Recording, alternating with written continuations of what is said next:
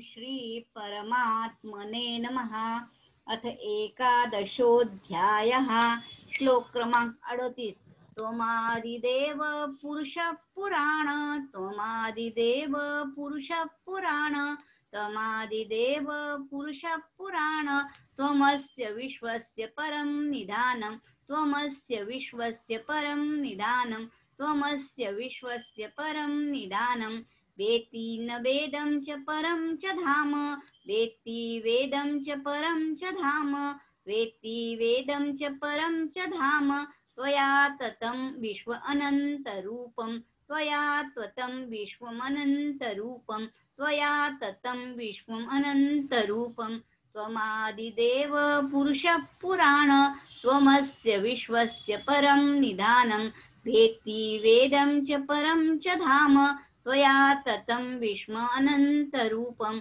त्वमादिदेव पुरुषः पुराण, त्वमस्य विश्वस्य परं निधानं, वेत्ति वेदं च परं च धाम, त्वया ततं विश्व अनंतरूपम।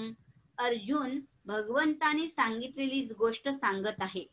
हे भगवंतानी अहम आहार्दी देवानां महर्षीणां च सर्वशा, जरी प्रकृती ही अनादी आहे तरी ती भगवंताच्या अधीन आहे, आश्रित आहे।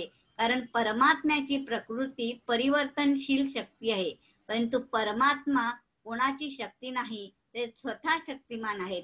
भगवंताहून पुरातन कोणीही नाही। हरये नमः, हरये नमः, हरये नमः। ओम श्री परमात्मने नमः। अथ एकादशोऽध्यायः। श्लोक क्रमांक 29। वायुर्यमो अग्निवरुण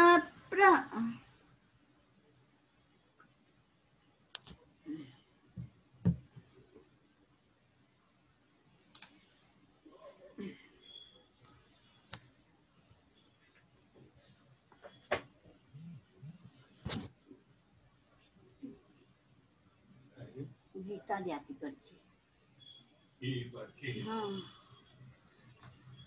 एक हे राहिलाय श्लोक, एक बोल त्याच्यात ते राहिलं।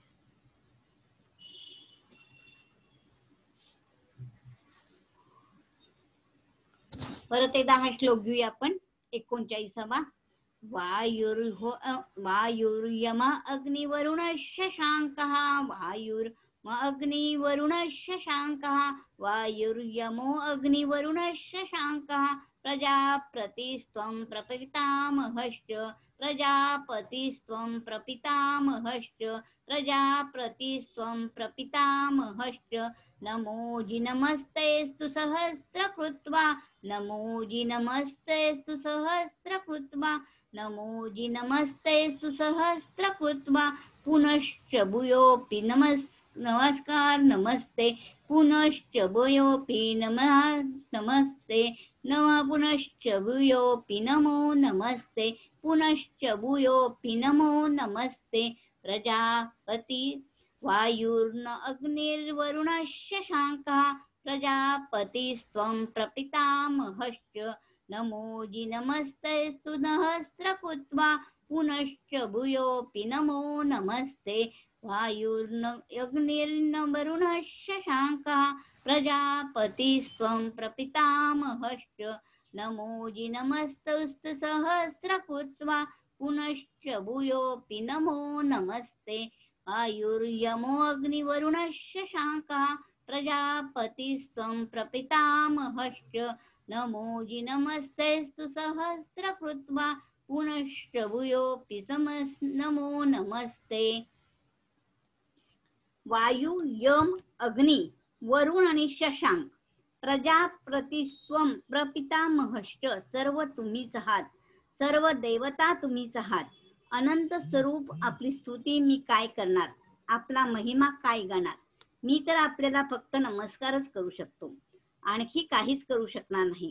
काहीतरी करण्याची जबाबदारी मनुष्यावर तेव्हाच असते जेव्हा ते बळ नसते, तेव्हा तो फक्त केवळ नमस्कारच करत राहतो।